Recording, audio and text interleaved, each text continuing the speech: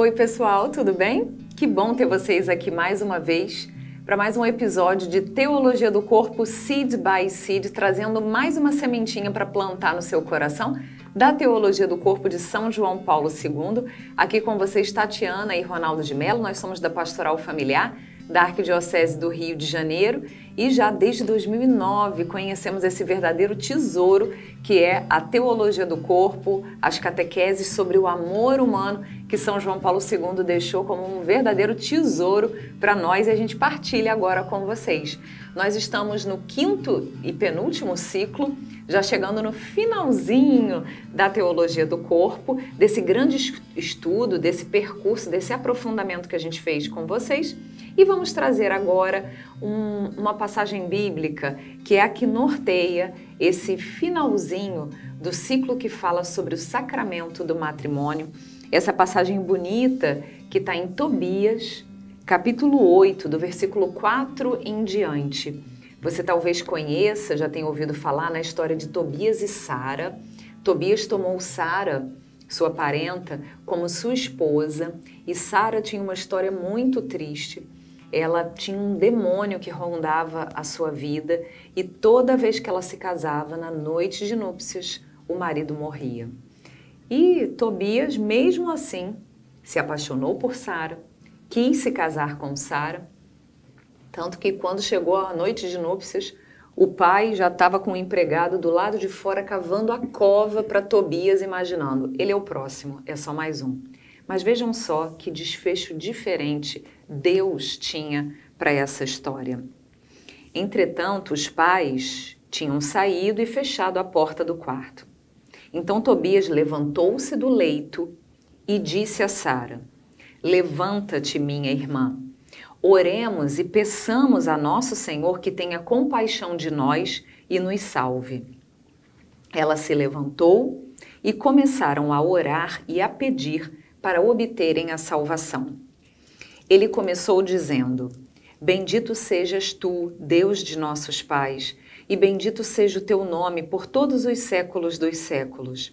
Bendigam-te os céus e a tua criação inteira em todos os séculos. Tu criaste Adão e para ele criaste Eva, sua mulher, para ser o seu sustentáculo e amparo, e para que de ambos derivasse a raça humana. Tu mesmo disseste, não é bom que o homem fique só, façamos-lhe uma auxiliar semelhante a ele. E agora, não é por prazer que toma esta minha irmã, mas com reta intenção. Digna-te, pois, ter piedade de mim e dela, e conduzir-nos juntos a uma idade avançada." E disseram em coro: "Amém e amém." A gente vê aqui, nesse trecho tão bonito, a oração desse casal de recém-casados. E vejam só como Tobias se dirige à sua esposa. Por 2 vezes, Tobias fala: "minha irmã." Que lição isso traz para nós? Afinal, era irmã ou era esposa? Ou será que é possível um homem encarar a sua esposa como sua irmã de humanidade? É exatamente essa reflexão que São João Paulo II traz nesse finalzinho do ciclo do matrimônio da Teologia do Corpo. É verdade. No contexto da história de Tobias e de Sara, eles são parentes muito próximos, né? A Bíblia coloca o parentesco deles como de primos, né? Mas fica toda aquela questão se eram primos mesmo, mas por conta da tradução do idioma original para o nosso. Mas de qualquer forma eles eram parentes muito próximos, mas não eram irmãos. Isso é importante de se dizer, não eram irmãos, não teria como serem irmãos, até porque contraíram o sacramento do matrimônio, mas é interessante essa visão que talvez não por um acaso esteja até no último, e hoje a gente encerra o 5º ciclo da Teologia do Corpo, que é o ciclo do matrimônio. A gente encerra esse ciclo onde a gente coloca em paralelo a esposa com a irmã, sendo a esposa também a irmã.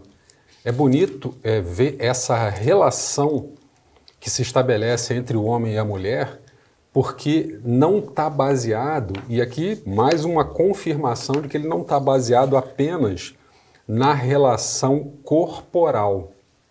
Se tivesse baseado só na relação corporal, não seria uma relação conjugal, porque não estaria conjugando todas as realidades que fazem parte do matrimônio, como a gente já falou em vários outros encontros nossos anteriores. Então, conjugar essa realidade também inclui o fato da relação fraterna entre o esposo e a esposa. Mas de forma especial, Tobias, né, como disse a Tatiana, chama Sara 2 vezes por irmã. Ela, ao entrar no leito nupcial com ele a chama, e quando diz que pede para ela se levantar, provavelmente ela já estava deitada. Né?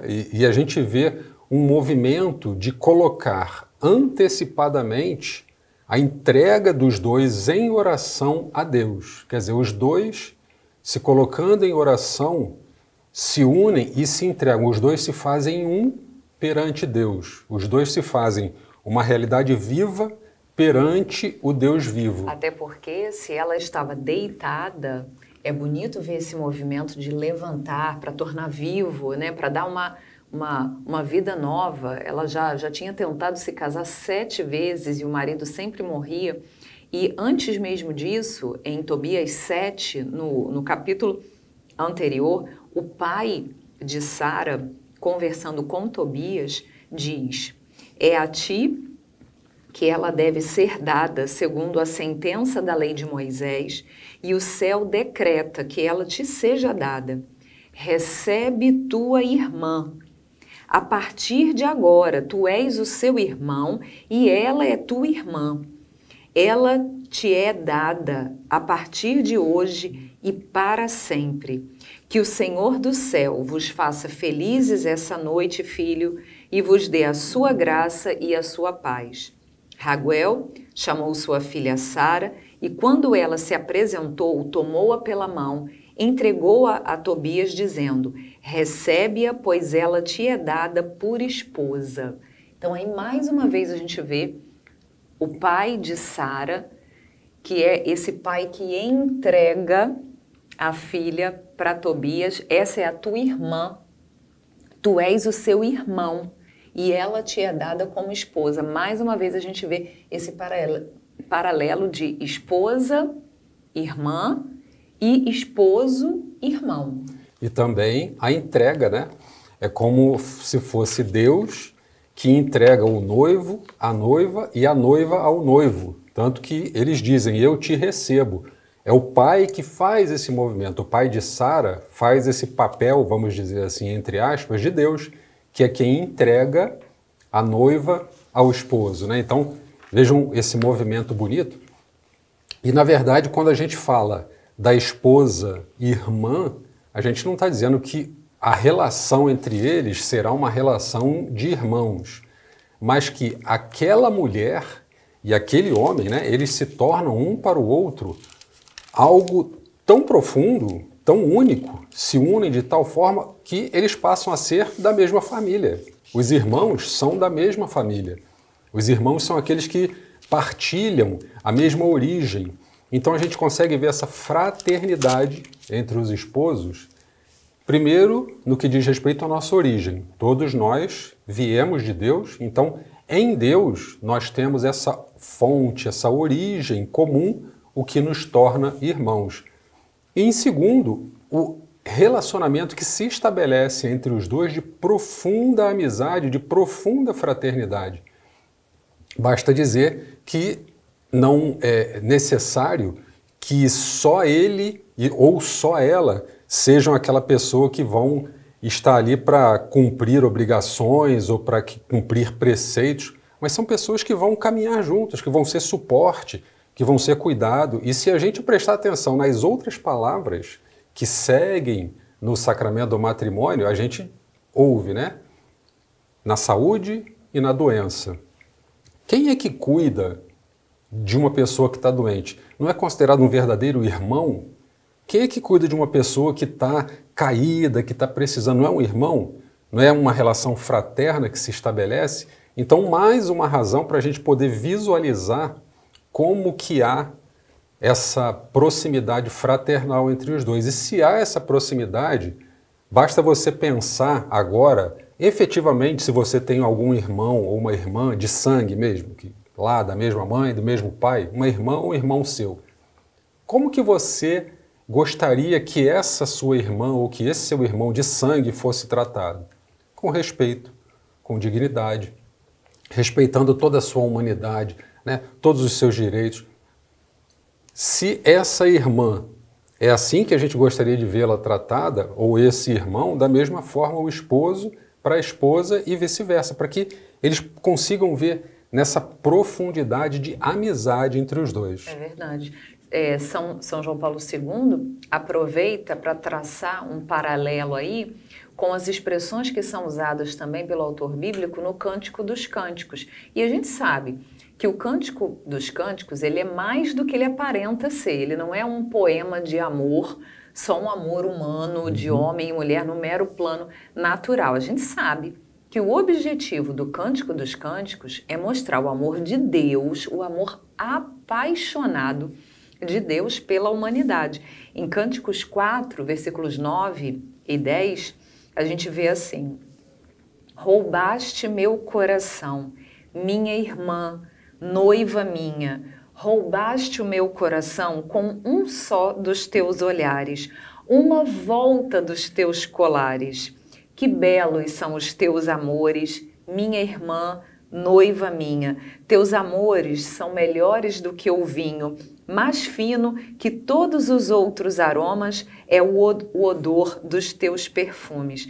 Então a gente vê, e aí o poema continua como Deus, que é esse noivo, se encantou com nós, que somos a humanidade, a igreja, nós tão pobrezinhos, mas Deus se encantou conosco. Um olhar nosso já foi o suficiente para roubar o coração de Deus. Da mesma forma, a gente vê esse paralelo, né? Minha irmã, minha noiva.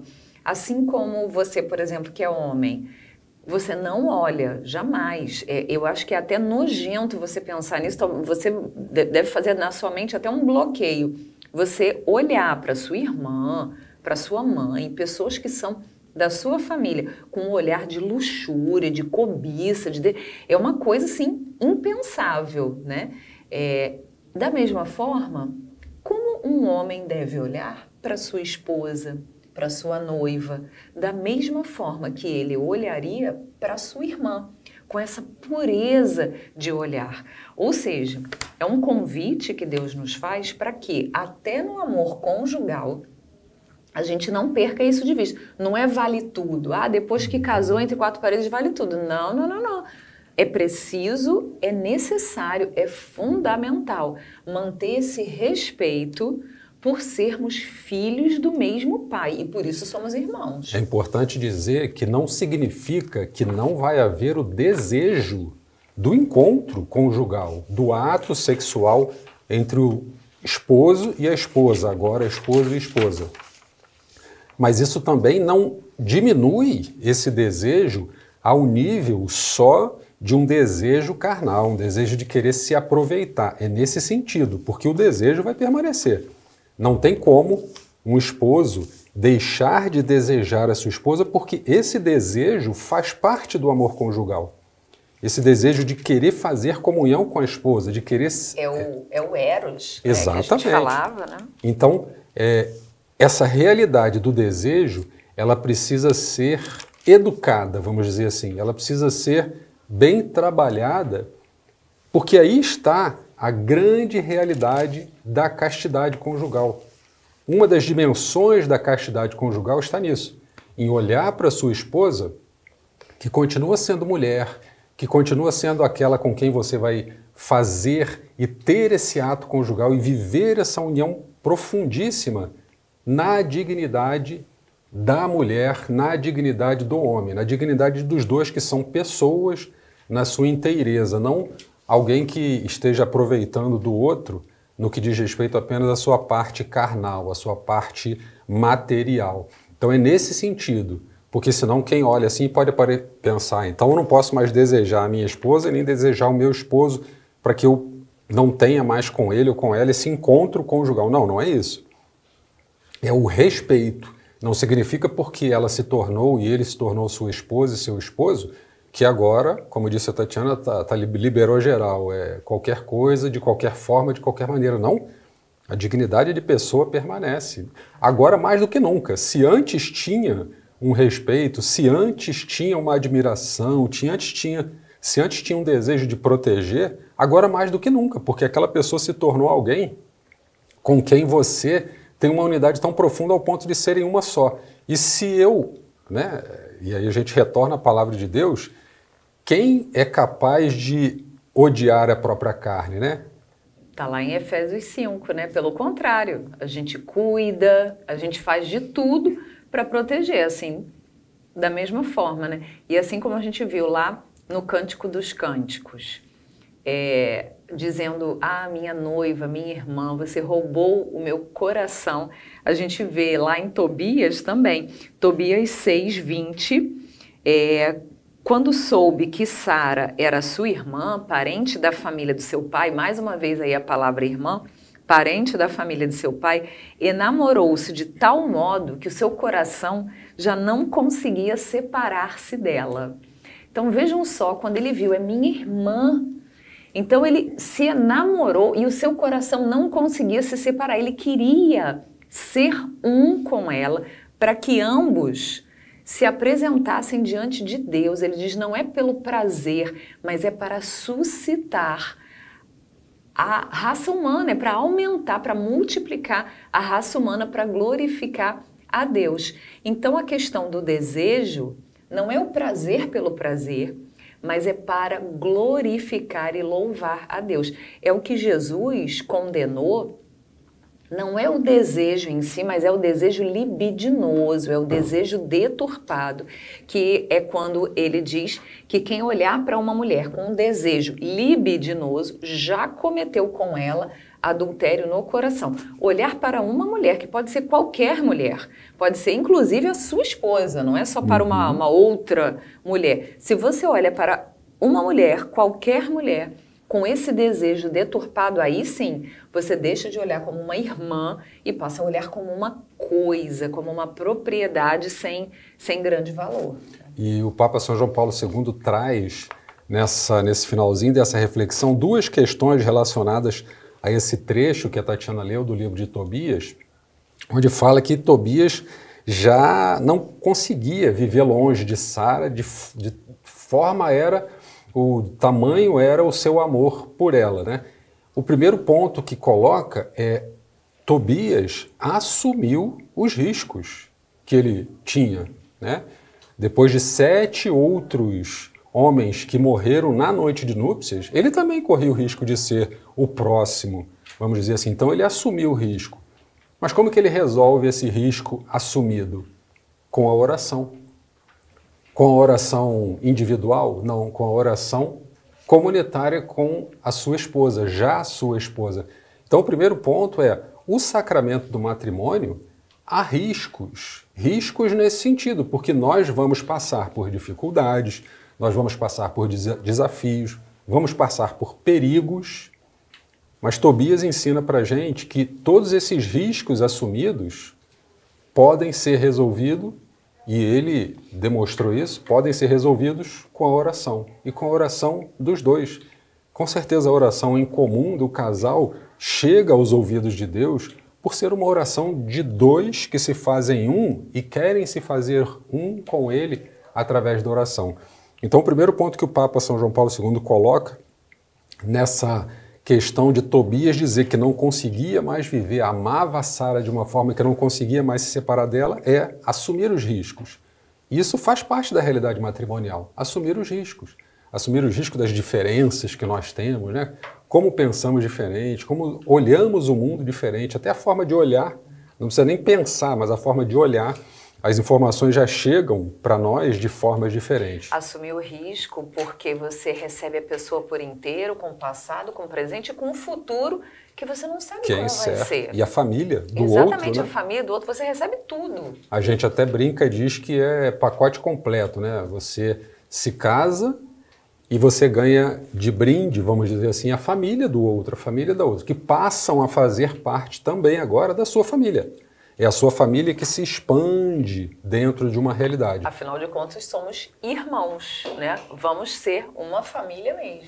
E o segundo ponto que o Papa São João Paulo II traz nesse desejo ardente, desse amor forte de Tobias por Sara, é que o que prevaleceu no seu amor por ela não foi a dimensão do eros, mas a dimensão do ethos. A gente sabe, a gente viu há 1 ou 2 encontros atrás, essa interligação, esse entrelaçamento da dimensão do eros e da dimensão do ethos, que os dois acabam sendo uma realidade única que dão suporte um ao outro. Mas aqui, o Papa São João Paulo II salienta bastante, mostrando que não foi só a dimensão de ter uma esposa e preocupação com a noite de núpcias, mas de ter com ela uma comunhão perfeita e completa. Viver a noite de núpcias, mas também viver uma vida matrimonial com toda a realidade do eros e do ethos que fazem parte do matrimônio. Então a gente vê que Tobias não era só de falar, não era só de palavras bonitas, não era só um galanteador, mas ele escolheu traduzir, já que a gente fala da linguagem do corpo, traduzir em atos aquilo que realmente ele queria fazer. Tanto que é bonito a gente ver, Tobias propõe à sua esposa que eles rezem durante 3 noites e só depois é que vão consumar a sua união. Então a gente vê mais uma vez essa ressurreição do verdadeiro amor. Então durante 3 noites, assim como Cristo que ficou no seio da terra esperando 3 dias para ter a sua ressurreição, a gente vê o casamento de Tobias e Sara também nesse processo de calvário, de espera, de cruz, até vir a ressurreição. Por isso a gente pede, inclusive pelos matrimônios que estão vivendo um calvário, para que vocês rezem juntos, perseverem na oração, como Tobias e Sara. Rezem como Tobias teve a ajuda do arcanjo São Rafael, que aprisionou no deserto o demônio que atormentava Sara. Pede também para que São Rafael venha curar você, curar os teus sentimentos, curar o teu casamento, curar a tua busca vocacional, se você está assistindo a gente, mas ainda não optou, ou enfim, ainda não sabe qual é a vocação para que Deus te chama, pede ajuda a São Rafael para que ele interceda e te guie nessa jornada, muitas vezes em meio ao deserto da vida, como aconteceu com Tobias, para te mostrar o caminho certo. E que assim a vida matrimonial possa ser vivida de uma forma bidirecional, onde você ama e você responde ao amor. O fundo de, intenção de Tobias na sua oração foi se livrar do perigo, mas ao mesmo tempo saber e pedir a Deus ajuda para saber como responder ao amor. Essa talvez seja a grande dúvida ou a grande dificuldade que a gente tem hoje em dia, saber como responder ao amor que recebemos. Como você responde ao amor recebido por Deus? Como você responde ao amor recebido da sua esposa? Como você responde ao amor recebido do seu esposo? Com amor ou você responde só se aproveitando daquilo que lhe é dado, da forma como você é amado? Então, o grande objetivo de Tobias foi aprender a responder ao amor. Que esse possa ser a grande preocupação nossa diária na relação matrimonial, saber como responder ao amor para que o amor dado possa ser retribuído. E é com essa bonita reflexão que São João Paulo II fecha o 5º ciclo de catequeses da teologia do corpo. E aí nós já nos preparamos para entrarmos no último ciclo, o 6º ciclo, a lei da vida como herança. Amor, fecundidade e vida. Como essas realidades se entrelaçam e fazem parte da nossa vocação, de modo muito concreto. E a gente quer te convidar, então, para você fechar com a gente esse próximo ciclo, começando no próximo episódio. E aproveita, compartilha esse link aqui para que outras pessoas também possam conhecer esse verdadeiro tesouro que é a teologia do corpo. Até semana que vem.